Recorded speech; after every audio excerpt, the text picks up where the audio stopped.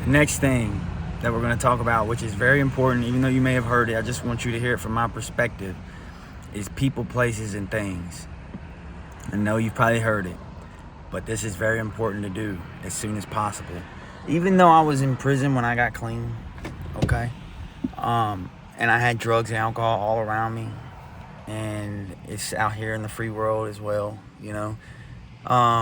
The whole thing about it is that even when I was in prison, like, I got away from the people that were doing it. Even though they were doing it around me, I wasn't associating. Now, here's the thing. People say people, places, and things. I want you to hear this. It's not that you can't talk to people that get high or drink or go in places that may have alcohol unless it's a trigger. The thing is that you can't be associated psychologically. Now, hear me out. If you're at a place, or let's say this, like when I was in prison, like I wouldn't become friends with anybody that was addicted to Suboxone or that was drinking on a regular basis. I didn't want to be in their head. I didn't want that person's thoughts influencing me at all.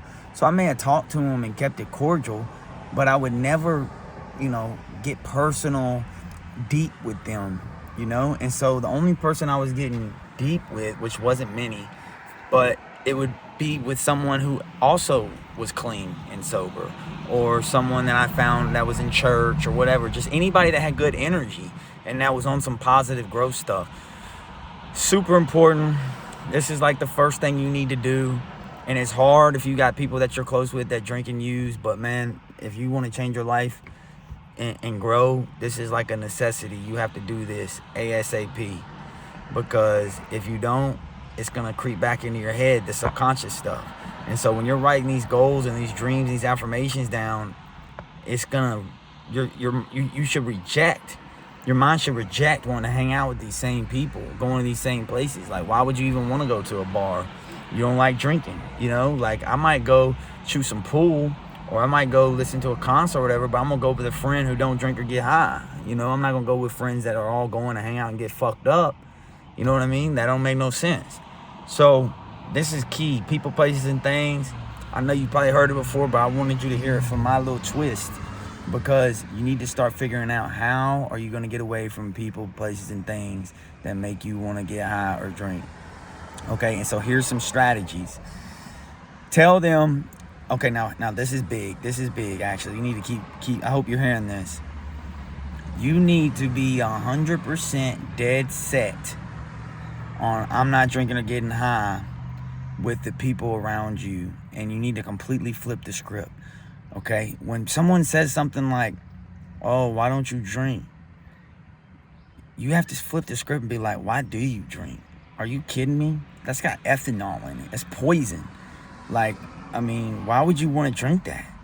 When they try to make you seem crazy, you got to make them seem crazy back. You can't just sit there and take it and be like, oh yeah, I don't know, maybe one day. Nah.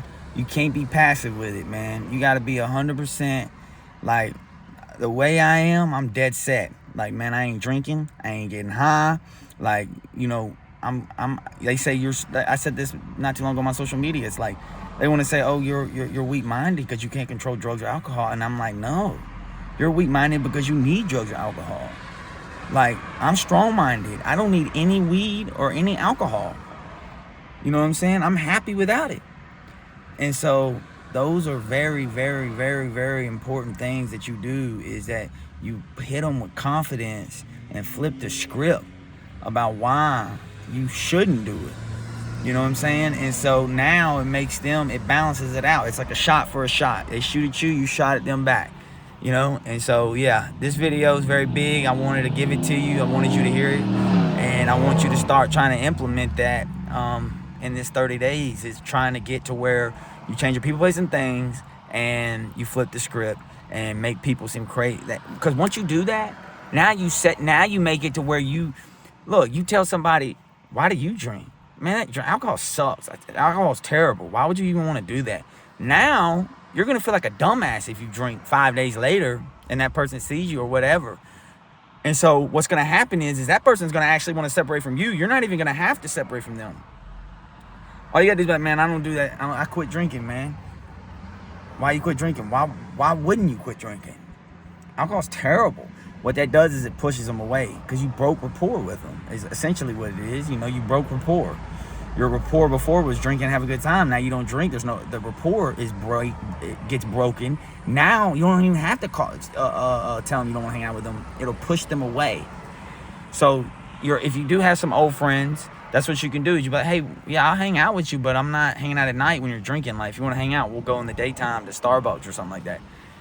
They might go with you a couple times, and if they're your real friend, like, I still got people that drink at night sometimes, and I'm not super close with, but I'll meet for lunch or Starbucks, something like that, network, whatever, but it pushes them away from me too, in a way, because if they're going out and drinking at nights, they're not going to hit me up to hang out.